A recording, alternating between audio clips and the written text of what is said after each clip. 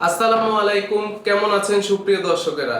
আলহামদুলিল্লাহ আমি ভালো আছি, আশা করি আপনারাও ভালো আছেন। তো আজকে যেই টপিকটা নিয়ে কথা বলবো আপনাদের সাথে সেটা হচ্ছে কবুতর পালা থেকে শুরু করে লাভ লসের। অনেকেই কোশ্চেন করেন আমাকে কমেন্টে যে কেমন লাভ হয়। আসলে আমি মূলত কবুতর পালি শখে, শখের কারণেই এই কবুতর পালা। আমি প্রথমে অনেক কম ছিল, সো তখন দেখতাম কি হয়, দুই এক জোড়া আসলে দেখতে ভালো মনে হয় না। ওই থেকে শুরু করে আস্তে আস্তে কবুতর বাড়াইতে বাড়াইতে মাশাল্লাহ আপনাদের সাথে তো কন্টিনিউয়াসলি শর্ট ভিডিও শেয়ার করি যে কিরকম হচ্ছে। সো অনেকে যে প্রশ্নটা করেন যে লাভ হয় কিনা, যে লাভ আসলে আমি ওরকম ভাবে হিসাব করতেছি না এখন পর্যন্ত, কিন্তু হ্যাঁ আমার কবুতরের খরচ ওদের থেকেই আসে। টুকিটাকি যে বাচ্চা হয় ওগুলো সেল করি, বা অনেকে আইসা এমনও হয়েছে যে আসছে কবুতরটা পছন্দ হয়েছে ওনাকে দিতেই হবে, ওই ক্ষেত্রে আমি হচ্ছে সেল করি।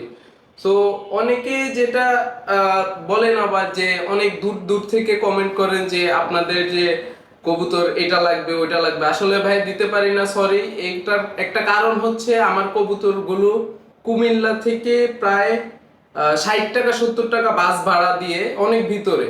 সো এই কারণে হচ্ছে ট্রান্সপোর্টের যে ঝামেলাটা, এই কারণে আপনাদেরকে কবুতর পৌঁছায় দিতে পারি না এক দুই পিস। সো যদি অনেকের মানে বেশি বেশ কয়েকটা কবুতর লাগে, ওই ক্ষেত্রে হচ্ছে আমি কবুতর আপনাদেরকে দিতে পারবো। কারণ এক দুইটা আসলে এত লং ডিস্টেন্সে দেওয়া বা দিলে আপনারও পোষাবে না, আমারও পোষাবে না। সো আর যারা লাভ লসের হিসাব করেন কবুতর পালার আগেই, তাহলে হচ্ছে আমি বলবো তাদের জন্য আপনাদের জন্য কবুতর সেক্টর না। কবুতরটা আসলে টোটালি হচ্ছে ভালোবাসার একটা জায়গা। একটা প্রবাদ আছে না যে শখের দাম লাখ টাকা বা কোটি টাকা হয়ে থাকে। সো এই কবুতরটা আসলে একটা টোটালি শখের বিষয়। তো আপনারা যদি অবশ্যই কবুতর ভালো লাগে তাহলে হচ্ছে কবুতর পালতে পারেন দুই এক জোড়া, কিন্তু যদি হ্যাঁ আপনি মনে করেন অনেক পরিসরে করবেন, তাহলে হচ্ছে আমি বলবো আপনাদেরকে ছোট থেকে শুরু করেন। আস্তে আস্তে যখন আপনি বুঝতে থাকবেন যে আসলে আপনার কবুতর থেকে লাভ হচ্ছে কি না লস হচ্ছে, তখন গিয়ে আপনি হচ্ছে বাড়াবেন বা বাদ দিয়ে দিবেন, ওটা আপনার ডিসিশন। আর একটা জিনিস হচ্ছে অনেকেই আবার কোশ্চেন করেন যে কি কবুতর দিয়ে শুরু করা যায়। আসলে অনেকে বলে গিরিবাজ, অনেকে বলে দেশি কবুতর। আমি বলবো না, আপনি যে কোনো কবুতরই দুই এক জোড়া দিয়ে শুরু করেন। অবশ্যই যদি কোনো হেল্প লাগে, যতটুকু হেল্প পারি ইনশাল্লাহ করব। যে কোনো কবুতর দিয়ে শুরু করা যায়, তবে একটু যত্ন করতে হবে। আপনি কবুতর নিলেন, বাসায় নিয়ে খাঁচায় রেখে দিলেন, ঠিকমতো খাবার দিলেন না, গ্রিড দিলেন না, ওদের হেলথে প্রবলেম হয়ে যাবে অবশ্যই। কিন্তু অবশ্যই কবুতর পালার আগে আপনি যাচাই বাছাই করে নেবেন কবুতরের হেলথ ঠিক আছে কিনা। যদি হেলথ ঠিক থাকে, আপনি যদি কন্টিনিউয়াসলি খাবার দেন, অবশ্যই কবুতর থেকে ভালো ফিডব্যাক পাবেন। আর আরেকটা জিনিস হচ্ছে, যারা বাজার থেকে কবুতর কিনেন, বাজারে খারাপ কবুতর সব তা না, বাজারে অনেক ভালো কবুতর আছে। সো আপনি যদি নতুন হয়ে থাকেন, ওই ক্ষেত্রে বাজার থেকে কিনাটা আপনার জন্য বেটার হবে না। আমি বলবো যে আপনার যদি পরিচিত কেউ কবুতর পালে বা কবুতর থেকে থাকে, বা অভিজ্ঞ কেউ যদি থাকে, ওনাকে নিয়ে গিয়ে বাজার থেকেই কিনেন, সমস্যা নেই। উনি অবশ্যই কবুতর দেখলেই বুঝতে পারবে যে কবুতরে কোনো সমস্যা আছে কিনা, বা কবুতরের বয়স কিরকম। অনেকে আবার এই বয়স নিয়ে আরেকটা জিনিস মনে পড়ছে, অনেকে বলেন কবুতর অনেক বয়স হয়েছে, এটা আর ডিম দিবে না, বাচ্চা করবে না। এটা আসলে ভুল। আমার যে বয়স, প্রায় আমার বয়স 5-7 বছর কম এরকম কবুতরও আছে।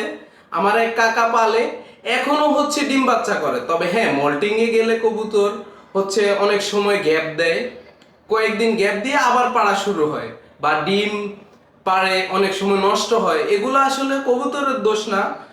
মল্টিং এর পরে হচ্ছে যে সমস্যাটা হয়, অনেক সময় হচ্ছে কবুতর মল্টিং এ গেলে ফেদার গুলো নষ্ট হয়ে গেলে মল্টিং এ অটোমেটিক্যালি চলে যায়।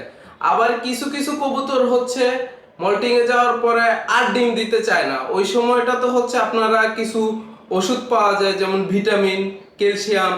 বা আবার আরেকটা জিনিস হচ্ছে সবচেয়ে বেশি ফোকাস দিবেন, যেটা আপনারা কবুতর যদি ডিম পাড়া কমিয়ে দেয়, ওই ক্ষেত্রে হচ্ছে খাঁচায় পারলে হচ্ছে গ্রিডটা ঠিক মতো দিবেন। আরেকটা জিনিস হচ্ছে প্রাকৃতিক ট্রিটমেন্ট, যেটা অনেকে হচ্ছে কবুতরকে ওষুধ বেস করে ফেলেন, যেটা হচ্ছে পরবর্তীতে আপনার কবুতরকে ডিম পাড়া বা অনেক হেলথ প্রবলেমের শিকার হতে পারেন।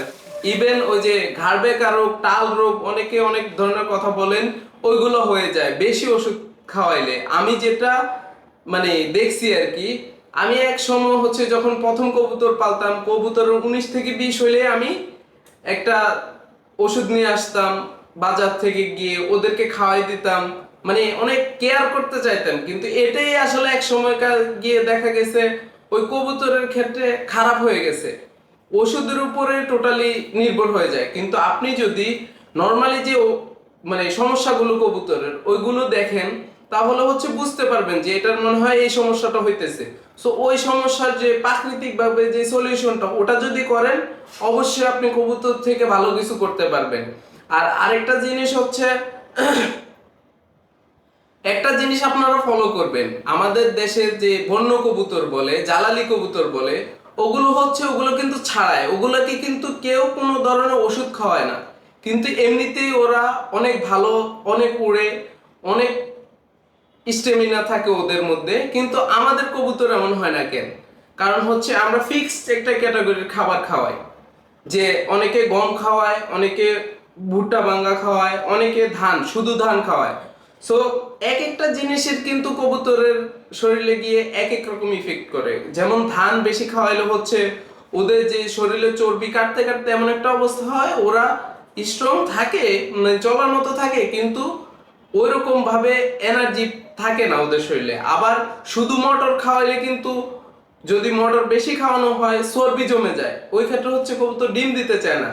সো এই জিনিসগুলো আসলে ফলো করে কবুতরের যে সুষম খাবার একটা আছে, ওটা যদি আপনারা মেনটেন করেন, যে সব কিছু, যেমন আমি কিন্তু ভিডিও আপলোড করে দেখে থাকবেন শর্ট ভিডিওতে, কখনো কখনো সরিষা খাওয়াই, কখনো কখনো ধান খাওয়াই, কখনো গম, ভুট্টা বাঙ্গা, এগুলো আসলে আগে একসাথে দিতাম, আপনাদের সাথে শেয়ার করছি, যে এখন আলাদা আলাদা করে দিচ্ছি। কারণ একসাথে দিলে আবার একটা প্রবলেম হয় কি, যে আমার যে ভালো খাবারগুলো, যেমন আপনার মটর, সরিষা বা বাজরা দানা, এগুলো হচ্ছে আগে কবুতর বেছে বেছে খেয়ে ফেলে, গম, ভুট্টা বাঙ্গা বা ধান, লো কোয়ালিটির খাবার যেগুলো কন্টিনিউয়াসলি ওরা পায়, ওগুলো হচ্ছে খেতে চায় না।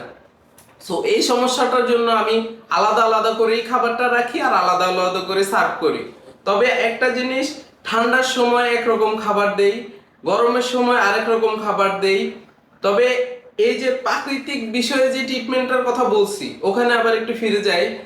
আপনার হচ্ছে কবুতরকে কন্টিনিউয়াসলি যদি নিম পাতা রস খাওয়াইতে পারেন, নিম পাতার রসটার একটা প্রসেস আছে, তো এগুলা নিয়ে ফুল আর একটা ভিডিও করবো না, কিভাবে কিভাবে আমি প্রাকৃতিক ট্রিটমেন্ট গুলো ওদের সাথে মানে করে, ওদেরকে যেভাবে প্রাকৃতিক ট্রিটমেন্টটা দেই, ওটা নিয়ে একটা ফুল ভিডিও বানাবো না, অবশ্যই আপনারা দেখবেন। আর অবশ্যই কবুতরের রোগ বালাই আপনাকে, যদি আপনি কবুতর পালার ইচ্ছা থাকে বা পালেন, আগে থেকে আইডেন্টিফাই করতে হবে, অল্প থেকে আইডেন্টিফাই করলে হচ্ছে আপনি ওষুধ খাওয়াইতে পারবেন বা ট্রিটমেন্ট করে ওকে বাঁচায় রাখতে পারবেন।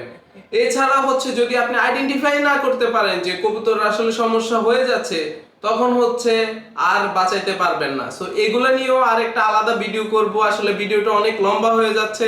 তো ভিডিওটা যদি ভালো লেগে থাকে, অবশ্যই লাইক কমেন্ট করে সাবস্ক্রাইব করে দিবেন। আর যদি আপনাদের আশেপাশে কেউ এমন কোনো সমস্যায় পড়ে থাকে যে এইগুলো নিয়ে কথা বলছি, ওনাদের সাথে ভিডিওটা শেয়ার করবেন। আসসালামু আলাইকুম।